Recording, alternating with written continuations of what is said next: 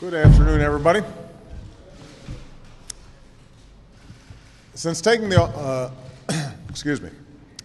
office, my administration's mounted a sustained response to a historic economic crisis.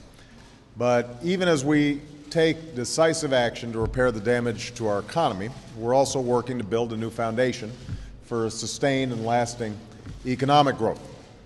Now, we know this won't be easy, but this is a moment where we've been called upon to cast off the old ways of doing business and to act boldly to reclaim America's future. Nowhere is this more important than in building a new clean energy economy, ending our dependence on foreign oil and limiting the dangerous pollutants that threaten our health and the health of our planet. And that's precisely what we've begun to do. Thanks to broad coalitions ranging from business to labor, investors to entrepreneurs, Democrats and Republicans from coal states and coastal states, and all who are willing to take on this challenge, we've come together to achieve more in the past few months to create a new clean energy economy than we have in decades. We began with historic investments in the Recovery Act and the federal budget that will help create hundreds of thousands of jobs, doing the work of doubling our country's supply of renewable energy. We're talking about jobs building wind turbines and solar panels, jobs developing next-generation solutions for next-generation cars, jobs upgrading our outdated power grid so it can carry clean, renewable energy from the far-flung areas that harness it to the big cities that use it. And thanks to a remarkable partnership between automakers, auto workers, environmental advocates, and states, we created incentives for companies to develop cleaner, more efficient vehicles, and for Americans to drive them. We set in motion a new national policy aimed at both increasing gas mileage and decreasing greenhouse gas pollution for all new cars and trucks sold in the United States. And as a result, we'll save 1.8 billion barrels of oil over the lifetime of the vehicles sold in the next 5 years, the projected equivalent of taking 58 million cars off the road for an entire year. We know that even as we seek solutions to our energy problems at home, the solution to global climate change requires American leadership abroad.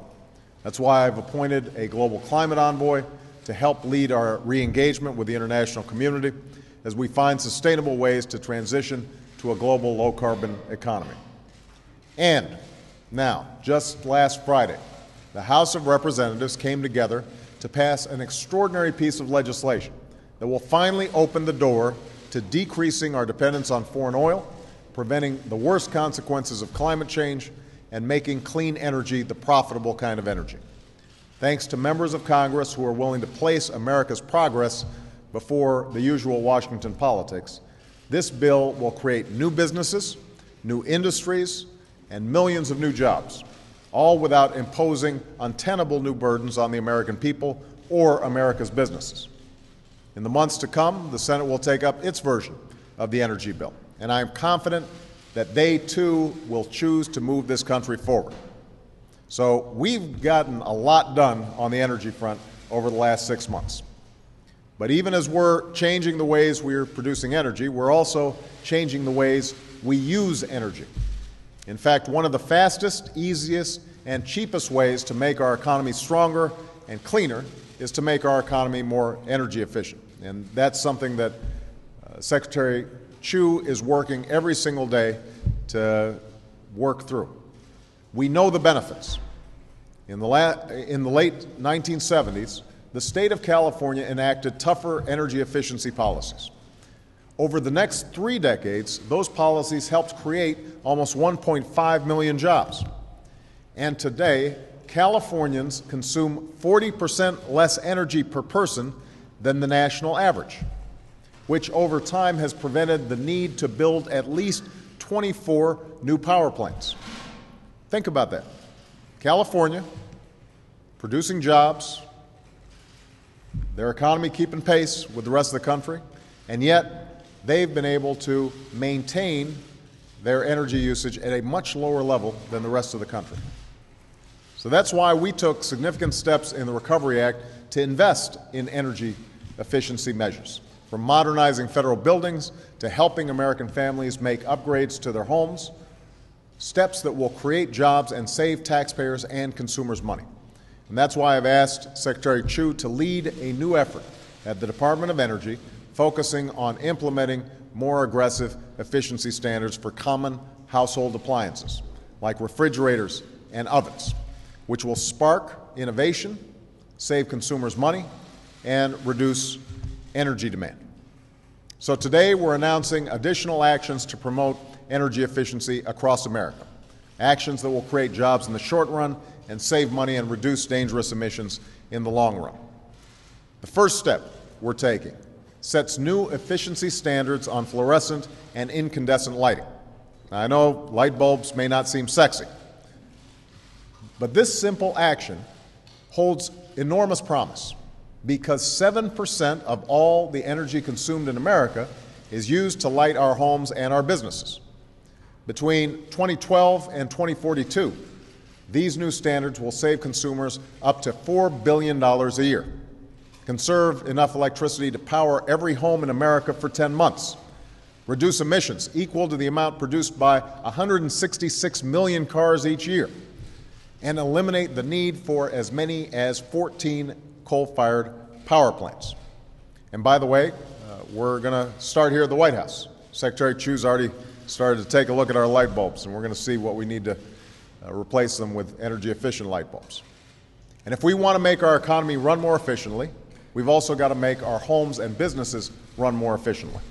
And that's why we're also speeding up a $346 million investment under the Recovery Act to expand and accelerate the development, deployment, and use of energy-efficient technologies in residential and commercial buildings, which consume almost 40% of the energy we use and contribute to almost 40% of the carbon pollution we produce. We're talking about technologies that are available right now or will soon be available, from lighting to windows, heating to cooling, smart sensors, and controls. By adopting these technologies in our homes and businesses, we can make our buildings up to 80% more energy efficient, or with additions like solar panels on the roof or geothermal power from underground, even transform them into zero-energy buildings that actually produce as much energy as they consume. Now, progress like this might seem far-fetched, but the fact is we're not lacking for ideas and innovation. All we lack are the smart policies and the political will to help us put our ingenuity to work. And when we put aside the posturing and the politics, when we put aside attacks that are based less on evidence than on ideology, then a simple choice emerges. We can remain the world's leading importer of oil, or we can become the world's leading exporter of clean energy. We can allow climate change to wreak unnatural havoc, or we can create jobs utilizing low-carbon technologies to prevent its worst effects. We can seed the race for the 21st century, or we can embrace the reality that our competitors already have. The nation that leads the world in creating a new clean energy economy will be the nation that leads the 21st century global economy. That's our choice between a slow decline and renewed prosperity, between the past and the future. The American people have made their choice. They expect us to move forward right now at this moment of great challenge and stake our claim on the future, a stronger, cleaner, and more prosperous future where we meet our obligations to our citizens, our children, and to God's creation, and where the United States of America leads once again.